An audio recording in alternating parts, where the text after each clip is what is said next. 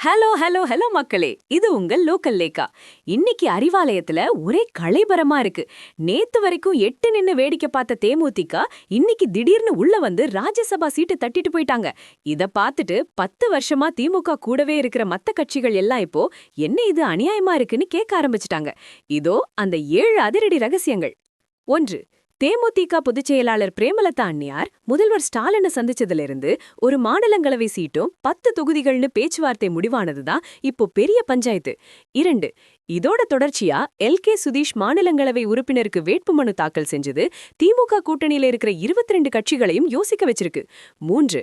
2016ல மக்கள் நல கூட்டணியா ஒன்னா இருந்த விசிக, மதிமுக, கம்யூனிஸ்ட் கட்சிகள் இப்போ திமுக கூட்டணியில இருந்தாலும் தேமுதிகவுக்கு கொடுக்கப்படுற முக்கியத்துவம் அவங்களை ஏக கடுப்பாக்கியிருக்கு.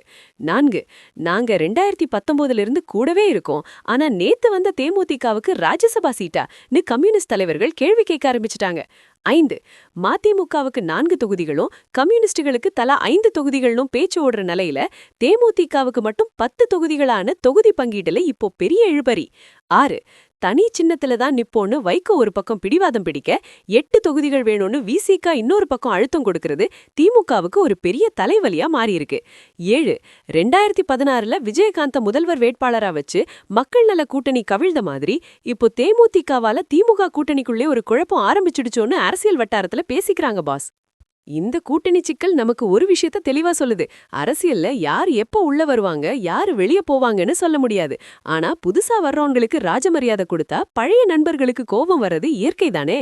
இந்த சூழ்நிலைய பார்க்கும்போது 2012ல நம்ம தளபதி விஜய் துப்பாக்கி படத்துல சொன்ன அந்த ஒரு மாஸ் டயலாக் தான் ஞாபகத்துக்கு வருது. ஐ அம் வெயிட்டிங்.